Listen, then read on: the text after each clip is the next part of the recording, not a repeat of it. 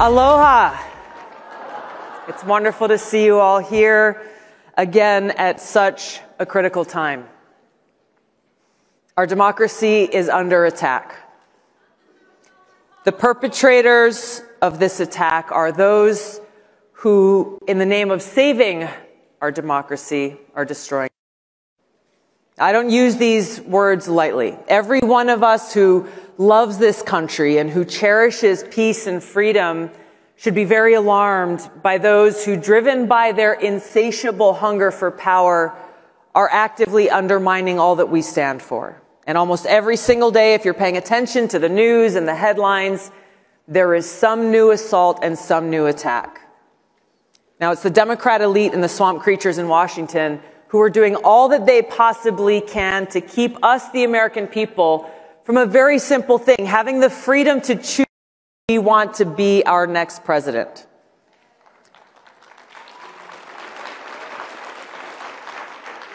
And it is clear through their actions they have no respect for us, and they have no respect for our rights as citizens of this democratic republic. They are so terrified that we may make what they think is the wrong choice, that in the name of protecting democracy and saving us from ourselves, they're actually destroying our democracy and taking away our freedom. Now, we look throughout history and we can see many examples of evildoers who find some justification, who believe that they are doing the right thing. And so today we see the Democrat elite say with great concern in their voice that if the American president is Donald Trump again, they warn us he will destroy our democracy. They say he will be the dictator in chief, that if he's elected, it will be the last election this country sees. It's laughable. It is so crazy, it's laughable. But they're justifying their actions by telling themselves that they need to destroy our democracy in order to save it. It's lunacy, and it's the mindset and mentality of dictators. They are waging a multi-front battle, and they will stop at nothing until they're successful. I'm going to go through a few of the many examples. We've seen how Colorado, Maine, 32 states have taken some action or another themselves in an unprecedented way to try to remove the leading Republican candidate for president, Donald J. Trump, from the presidential ballots. In defiance of the Constitution, these people are single-handedly deciding that somehow they alone have the authority to take away our right as citizens to decide who we want to be our president. We see in Congress, a progressive congressman, Ro Khanna from California, someone who I've known for years. He is so desperate to take Trump off the ballot that he's demanding that the chairman of the Federal Reserve, a position that's supposed to be nonpartisan and apolitical, take action and stop the former president from getting reelected. On December 27th of last year, Representative Khanna said in a post on X that Federal Reserve Chair Jerome Powell, quote, should cut interest rates now, given most of inflation was caused by supply shocks. If he doesn't, he may be the person most responsible for the return of Trump. The Democrat elite and their cronies, they're using our criminal justice system to prosecute and distract the Republican presidential candidate in the midst of his campaign. As we know, Donald Trump currently faces 91 charges in 4 criminal cases, 44 on the federal side, 47 on the state side, all felonies. This most recent ruling in New York, the real estate case, charging him a $355 million fine plus nearly $100 million in interest for a business transaction where there was no victim or complaint, where all parties made money. So egregious that even people who are not fans of Donald Trump are standing up and saying this is crazy and criticizing this judge's decision that from the very beginning has been a very clearly politically motivated hit job.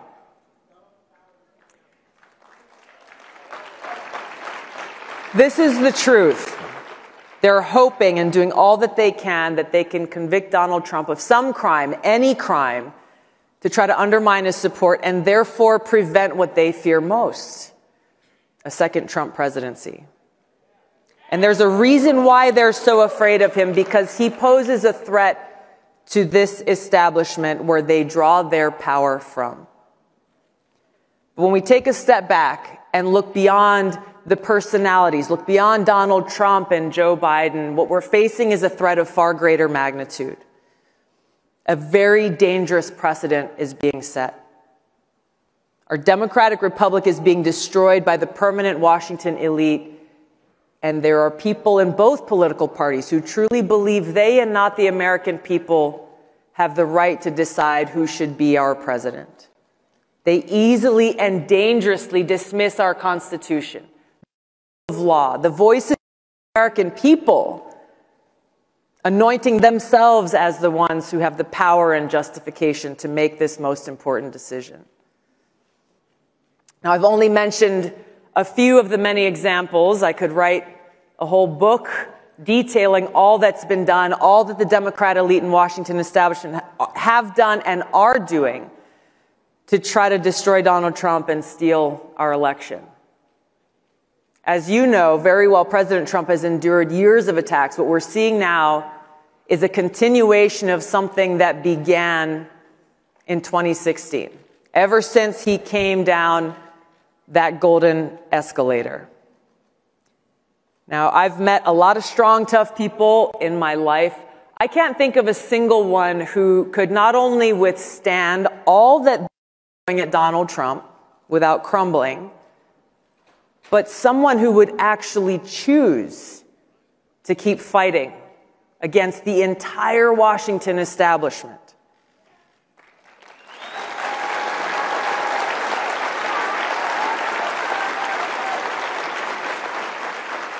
Now, I've known Joe Biden for a long time. I used to consider him a friend. Do you think he could handle this pressure? I don't think so. I think even a fraction of this pressure and stress and attacks that Trump has endured would cause him to crumble. Now, if you listen to what Nikki Haley has been saying, she claims that President Trump only cares about himself and that he's doing all that he's doing only for himself. If that were the case, wouldn't he just walk away from all this? Walk away from the headaches and the attacks and the stress that he's enduring right now? So why doesn't he? I've had the chance to meet with him and speak with him at length, and I've seen firsthand his heartfelt interactions with friends of mine, veterans, and I've seen how he has touched their hearts and moved them to tears as he expressed his appreciation for their service and their sacrifice. No cameras, no crowds, just that heartfelt conveyance of appreciation. I've gotten a sense for what motivates him, and it's got nothing to do with what the Washington establishment is accusing him of. This is a man who's a fighter. His strength and resilience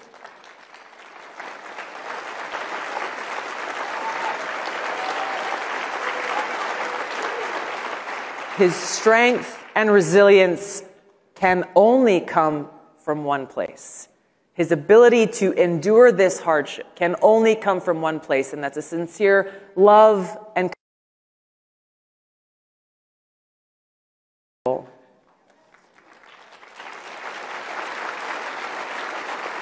But we've got a lot of work to do ahead of us. Now is the time for us to act motivated by our love of country. We've got to take all the outrage and sadness and fear that we may feel, caused by those in power who have no care or respect for the will of the people, take all of those feelings and let that motivate us to take action, to find strength in knowing that they are doing what they're doing because they're afraid of us. That just like we see foreign dictators are afraid of democracy, the Democrat elite are so afraid of a free people and a free society and the possibility that we, the American people, might make the wrong election by choosing someone other than them, doing all they can through the power of law enforcement, the criminal justice system, national security state, doing all that they can to stop us from exercising freedom. They forget that we, the people, are the ones with the power.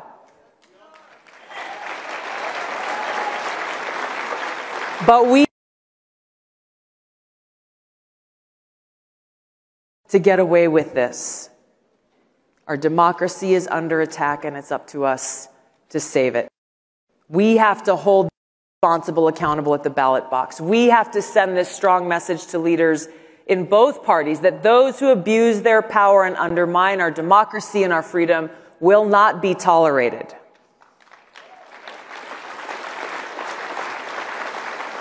If we do nothing, if we turn a blind eye to those who are weaponizing our criminal justice system against their political opponents and telling us who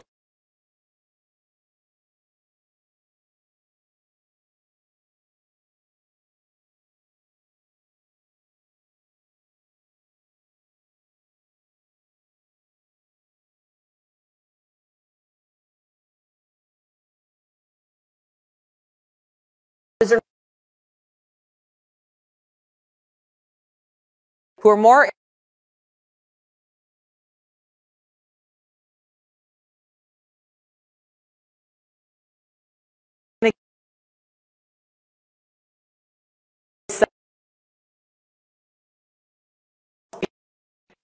men's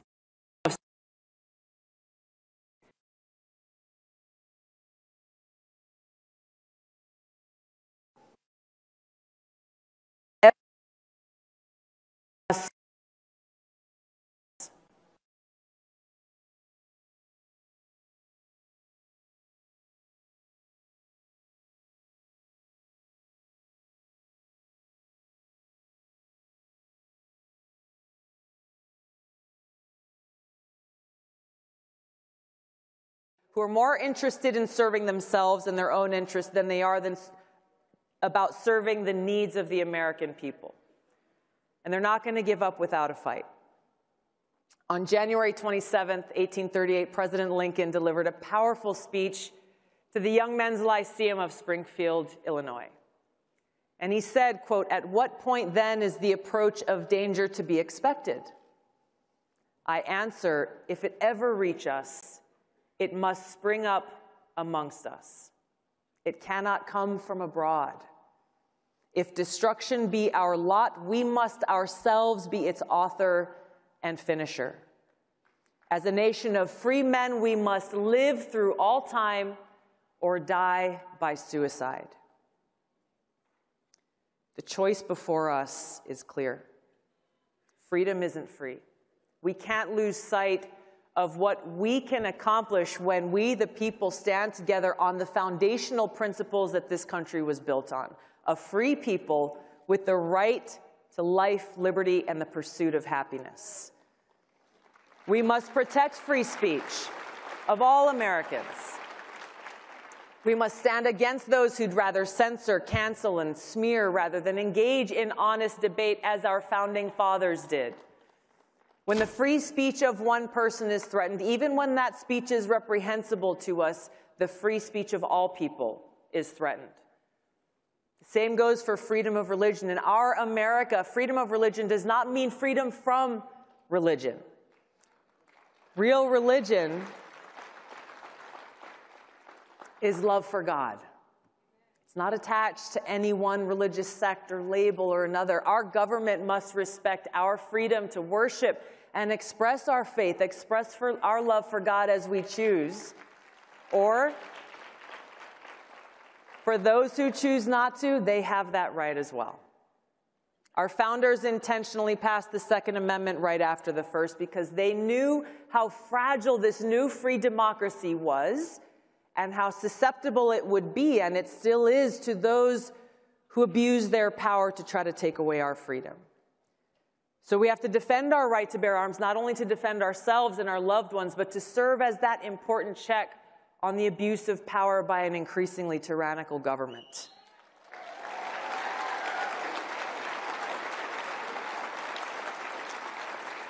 We must stop the bipartisan warmongers of Washington who constantly beat their war drums, who have pushed us to the precipice of World War III and a nuclear catastrophe. Now, President Eisenhower warned us clearly in his farewell address about these people, those in Washington who bend the knee to their bosses in the military-industrial complex and then shrug their shoulders and look the other way at the costly, damaging, and potentially catastrophic consequences of their decisions, the cost that every one of us pays. We need leaders who are committed to peace, strength, and prosperity, because we cannot be truly prosperous as a nation unless we are at peace. Unfortunately, war is sometimes necessary to defeat those who threaten the safety, security, and freedom of the American people. And as a soldier serving now for almost 21 years in our military and still serves today, I know this firsthand. But I also know that war must always be a last resort after all other avenues have been exhausted.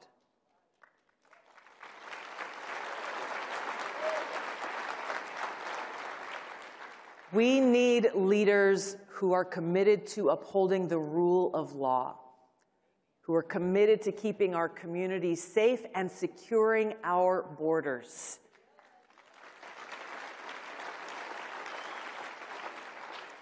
In our America, we must come together inspired by love. Love for God, love for others, love for our country, because we live in the greatest country in the world. It's filled with potential for us to stand together and build a brighter future and a more perfect union where every American can live free, in peace, and with opportunity for prosperity.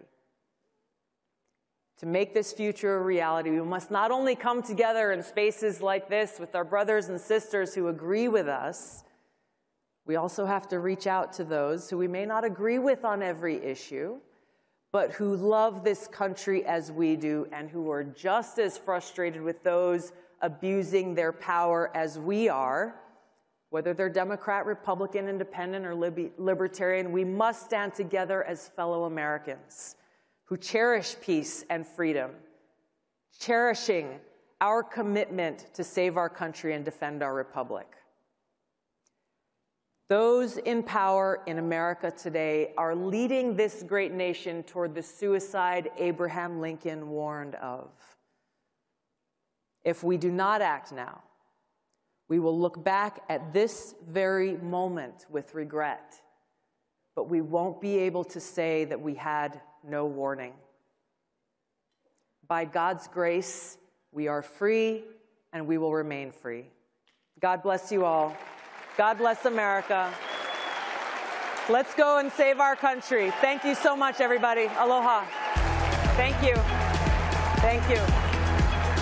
Thank you.